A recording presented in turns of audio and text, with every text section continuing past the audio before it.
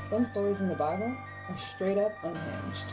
Lies, betrayal, drama, deliverance. Heaven kept receipts. And guess what?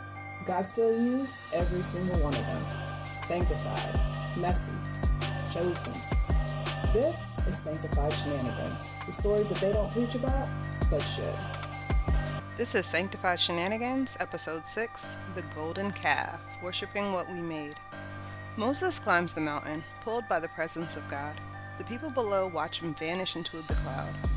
Days pass, then weeks. Silence grows louder than faith.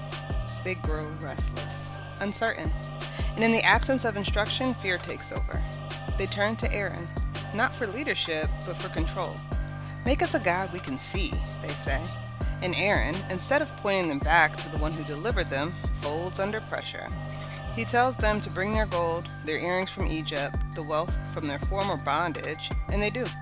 Every piece given, not in worship, but in desperation. Aaron takes their fear, their impatience, their demand for something tangible, and he melts it down into a form they can bow to. The calf, gleaming, lifeless, man-made. They dance, they celebrate, they throw a festival in the name of God. But it's not God they're worshiping. It's a thing they made. A reflection of their own need for control, for certainty, for visible power. And just like that, they forget who parted the sea, who fed them in the wilderness, who carried them on eagle's wings. They forget, and they replace. Worship becomes projection, the creator exchanged for creation. But on the mountain, God sees, and he burns with anger. They've already turned away, he says. They've corrupted themselves. Moses pleads, intercedes, stands in the gap like only a true leader can. But when he descends and sees it with his own eyes, his heart breaks. The law, engraved by the hand of God, is shattered on the rocks. The idol is ground to dust. The people drink the bitter water of their disobedience. And then comes the question that still echoes today.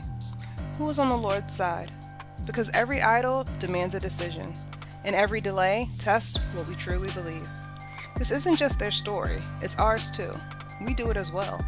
We build golden calves out of careers, relationships, ministries, brands. We call it God. We even worship it in his name. But it's not him. It's a glitter-covered substitute. And God's calling us back, not to a thing that we can see, but to a trust that we must feel. A surrender that doesn't always make sense. A worship that waits even when it's quiet. So let me ask you, what have you made that you're now bowing to? And are you willing to break it if it means reclaiming what's real? Because if God didn't build it, it's not worth your worship. Let's go seek. They were messy, but they were chosen. And if God used them, you already know there's hope for you too. That's the tea, saints. I'll catch you next time.